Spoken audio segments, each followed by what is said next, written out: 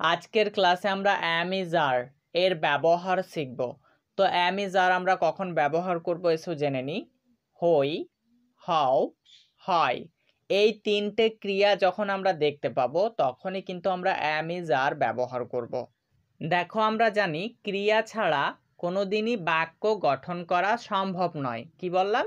হ্যাঁ, ক্রিয়া ছাড়া কোনোদিনই বাক্য গঠন করা সম্ভব নয়। দেখো আমরা স্ক্রিনে একটা উদাহরণ দেখতে পাচ্ছি, এটা গরু। তোমরা একটু ভালোভাবে লক্ষ্য করো এই বাক্যটার মধ্যে আমরা ক্রিয়া খুঁজে পাচ্ছি নাকি। এখানে এটা কিন্তু কোনো ক্রিয়া নয়, গরু এটাও কিন্তু কোনো ক্রিয়া নয়। তো একটু আগেই জানলাম যে ক্রিয়া ছাড়া বাক্য গঠন করা সম্ভব নয়, তাহলে এটা কিভাবে সম্ভব হলো? আর এই বাক্যটাই বা আমরা কিভাবে ইংরেজিতে লিখব? এখানে এটা এর জন্য ইংরেজিতে ইট ব্যবহার করতে হয়, ইট বসাচ্ছি। আর গরু এর জন্য ইংরেজিতে কাউ ব্যবহার করতে হয়, তাহলে কাউ বসাচ্ছি। তাহলে ইট কাউ এভাবে বলবো না, এভাবে বললে কিন্তু সেটা ভুল হয়ে যাবে। এই বাক্যটার মধ্যেও কিন্তু ক্রিয়া আছে, ক্রিয়া ছাড়া কিন্তু এই বাক্যটা আমি গঠন করতেই পারতাম না। তো কি ক্রিয়া আছে চলো আমরা জেনে নিই।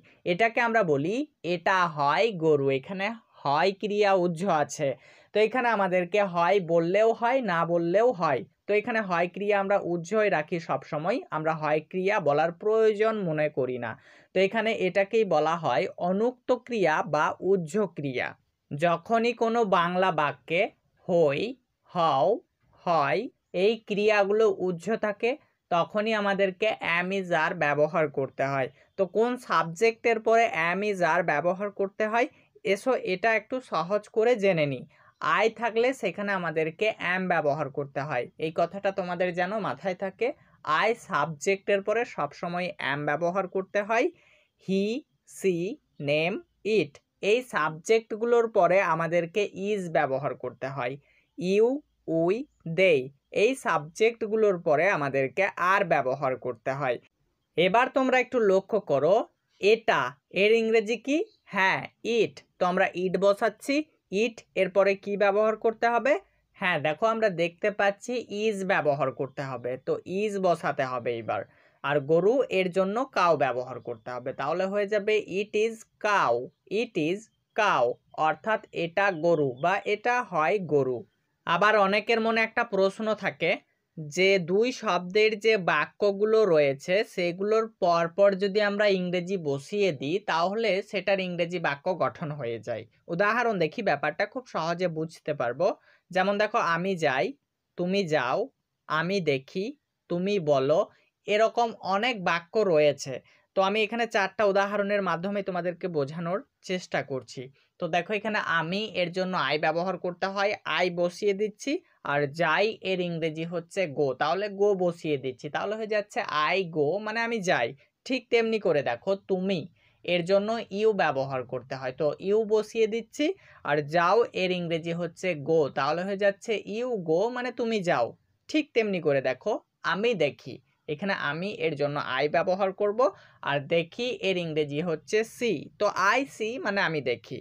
আবার দেখো তুমি বলো, এই বাক্যে তুমি সাবজেক্ট, তো এর জন্য ইউ ব্যবহার করব, ইউ বসিয়ে দিচ্ছি। আর বলো এর জন্য ইংরেজি ব্যবহার করব স্পিক, তাহলে হয়ে যাচ্ছে ইউ স্পিক মানে তুমি বলো। দেখো আমাদের স্ক্রিনে আরও চারটে উদাহরণ চলে এসেছে। তুমি ভালো, এটা কলম, আমি খুশি, সে বুদ্ধিমান। তো এগুলোও কিন্তু দুই শব্দের বাক্য। তো এগুলোও যদি আমরা পরপর ইংরেজিটা বসিয়ে দিই তাহলে ইংরেজি বাক্যগুলো হচ্ছে নাকি আমরা একটু লক্ষ্য করব। এখানে তুমি এর জন্য ইউ ব্যবহার করতে হয়, ইউ বসিয়ে দিচ্ছি। আর ভালো এর ইংরেজি হচ্ছে গুড, তাহলে আমরা বলবো ইউ গুড, তাহলে কি বাক্যটা হলো? না, এই বাক্যটা হলো না। ঠিক তেমনি করে দেখো এটা কলম, তো এটা এর জন্য ইট ব্যবহার করতে হয়, তো ইট বসিয়ে দিচ্ছি। আর কলম এর জন্য পেন বসিয়ে দিচ্ছি, তাহলে হয়ে যাচ্ছে ইট পেন। তাহলে কি এই বাক্যটা হয়েছে? না, এটাও হয়নি। এবার তোমরা একটু ভালোভাবে লক্ষ্য করো, এই যে দুই শব্দের বাক্যগুলো রয়েছে এগুলো যখনই আমরা পরপর বসিয়ে দিচ্ছি তখন কিন্তু সেটা সঠিকভাবেই ইংরেজিটা গঠন হয়ে যাচ্ছে, অর্থাৎ এখানে একটা সাবজেক্টের পরেই ভার্ব রয়েছে, এই জন্য হচ্ছে এটা। কিন্তু যখনই আমরা এগুলো দেখছি এগুলো দেখতে কিন্তু দুই শব্দের মতোই, কিন্তু মূলত এগুলো হচ্ছে তিন শব্দের ইংরেজি বাক্য।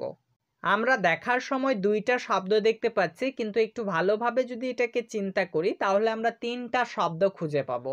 একটু আগেই তোমাদেরকে বলেছিলাম যে ক্রিয়া ছাড়া কোনোদিনই বাক্য গঠন করা সম্ভব নয়। তো এই বাক্যগুলোর মধ্যে কোথাও আমরা ক্রিয়া খুঁজে পাচ্ছি না, তার মানে আমাদেরকে বুঝে নিতে হবে এখানে ক্রিয়াগুলো উহ্য হয়ে আছে, অর্থাৎ নাই হয়ে আছে। এখানে তুমি ভালো, এটা আমাদেরকে বুঝে নিতে হবে এখানে তুমি হও ভালো, এখানে হও ক্রিয়া উহ্য আছে। ঠিক তেমনি এটা কলম, অর্থাৎ এটা হয় কলম, এখানে হয় ক্রিয়া উহ্য আছে। ঠিক তেমনি করে দেখো আমি খুশি, তার মানে কি আমি হই খুশি।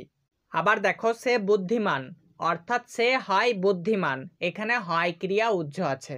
তাহলে যদি কোনো বাংলা বাক্যে হই, হও বা হয় এই ক্রিয়াগুলো উহ্য থাকে তখন আমাদেরকে অ্যাম ইজ আর ব্যবহার করতে হয়। তো এখানে তুমি ভালো, এখানে তুমি এর জন্য ইউ ব্যবহার করেছি। একটু ভালোভাবে লক্ষ্য করো, ইউ এর পরে কিন্তু আর ব্যবহার করার কথা ছিল, তো এখানে আর ব্যবহার করতে হবে, তারপরে গুড ব্যবহার করতে হবে, তাহলে হয়ে যাবে ইউ আর গুড, অর্থাৎ তুমি ভালো। ঠিক তেমনি করে দেখো এটা কলম, তো এটা এর ইংরেজি হচ্ছে ইট, ইট এর পরেই আমাদেরকে ইজ ব্যবহার করতে হবে, এরপরে পেন ব্যবহার করতে হবে, তাহলে হয়ে যাবে it is pen, it is pen, অর্থাৎ এটা কলম বা এটা হয় কলম। আমি খুশি, এই বাক্যটাকে ইংরেজিতে বলতে হবে I am happy, I am happy, অর্থাৎ আমি খুশি। সে বুদ্ধিমান, এটাকে বলবো he is intelligent, he is intelligent, অর্থাৎ সে বুদ্ধিমান। চলো আমরা আরও কিছু উদাহরণ ফলো করি। আমি একজন ছাত্র, তারা ধনী, আমরা ছাত্র, তুমি খুব চালাক। এবার একটু ভালোভাবে লক্ষ্য করো, এগুলোতেও কিন্তু ক্রিয়া খুঁজে পাচ্ছি না, তার মানে আমাদেরকে বুঝে নিতে হবে এগুলোতেও ক্রিয়া আছে, ক্রিয়াগুলো উহ্য হয়ে আছে, অর্থাৎ অনুক্ত আছে। আমি একজন ছাত্র, তার মানে বুঝে নিতে হবে আমি হই একজন ছাত্র। তারা ধনী, অর্থাৎ এখানে বুঝতে হবে তারা হয় ধনী। আমরা ছাত্র, এখানে বুঝে নিতে হবে আমরা হই ছাত্র। তুমি খুব চালাক, এটাকে বুঝে নিতে হবে তুমি হও খুব চালাক। এই ক্রিয়াগুলো উহ্য থাকার জন্য আমরা অ্যাম ইজ আর ব্যবহার করব।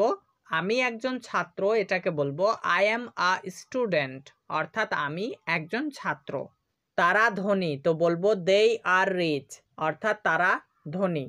আমরা ছাত্র, তো বলবো we are students, we are students. ভালোভাবে মাথায় রাখবে এখানে উই একটা প্লুরাল ফর্ম, এই জন্য স্টুডেন্ট না করে আমাদেরকে স্টুডেন্টস করতে হয়েছে, এই কথাটা যেন মাথায় থাকে।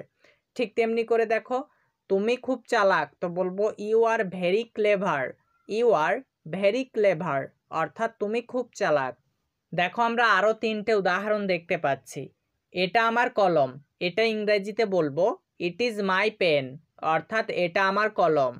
এটা আমার বই, তো বলবো ইট ইজ মাই বুক। মেয়েটি সুন্দর, তো বলবো দ্য গার্ল ইজ বিউটিফুল।